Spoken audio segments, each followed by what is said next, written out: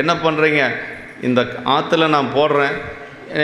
ஏன்னா சாமி சொல்கிறார், இந்த ஆற்றுல போட்டு நீ குளத்தில் போய் திருவாரூரில் எடுத்துக்கோ அப்படின்னு சொல்லுகின்ற பொழுது அவர் அதே மாதிரி சாமி சொல்கிற மாதிரியே அங்கே போடுறாரு. அதற்கு பிறகு திருவாரூரில் போய் பார்க்குறாரு, தேடுறாரு, கிடைக்கிறது இல்லை. பறவைநாச்சியார் வேற கரை மேலே உட்காந்துட்டு, ஐயா ஆற்றுல போட்டு குளத்தில் எடுக்கிறதுன்னு பழமொழி தான் நான் கேட்டிருக்கிறேன், இதெல்லாம் நடக்கிற காரியமா? ஆற்றுல போட்டது எப்படியா குளத்தில் எடுக்க முடியும்? உங்கள் பேச்சை கேட்டுட்டு நான் வேற வந்து கமலாலய குளத்தில் உட்காந்துட்டு இருக்கிறேனேன்னு அம்மா பேசுகிறாங்களாம். அது அவரால் தாங்க முடியல. அங்கே தான் பொன் செய்த மேனியனீர் அப்படிங்கிற பாட்டை பாடுறாருங்க.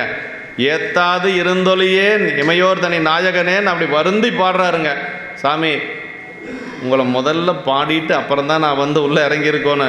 ஆனால் என்னமோ இறங்கிட்டேன், இப்போவாது நினைக்கிறேன், பாடுறேன். பறவை ரொம்ப வருந்துறா, அதனால் நீங்கள் வந்து அருள் செய்யுங்க அப்படின்னு கேட்குறார். அதற்கு பிறகு முழுகிறார், 12,000 பொற்காசுகளையும் எடுக்கிறார். அதை சேக்கிழார் பெருமான் என்ன சொல்லார்னா, உள்ளத்தில் ஒரு துலக்கம் இல்லோம் உலகுய இருண்டதிருக்களத்தில் முதுகுன்றதரு கனகம் ஆற்றினில் இட்டு வளத்தில் மலைந்து 7 உலகம் வணங்கு பெறும் திருவாரூர் குளத்தில் எடுத்தார், வினையின் குழிவாய் நின்று எமை எடுத்தார் அப்படின்னார். அவர் சேக்கிழார் பெருமான் என்ன சொல்றாருன்னா, அந்த 12,000 பொற்காசுகளை திருவாரூர் கமலாலயத்தில் சுந்தரர் எடுத்தாராம்.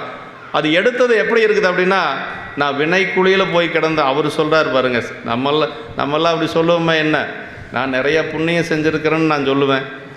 ஆனால் சேக்கிழார் பெருமான் என்ன சொல்லார், நான் வினை குழியில் கிடந்தேன், அந்த வினை குழியில் இருக்கிற எண்ணெய் மேலே எடுத்த மாதிரி இருந்தது, அவர் வந்து அந்த பொண்ணை எடுத்தது அப்படின்னு பாருங்க. நம்ம வினையின் குழிவாய் நின்று எமை எடுத்தார் அப்படின்னு சொல்லுவார். அந்த மாதிரி நீங்கள் என்ன சொல்கிறாருன்னா, எடுக்கும் மாக்கதை அப்படின்னார். நம்ம அப்படியே ஆன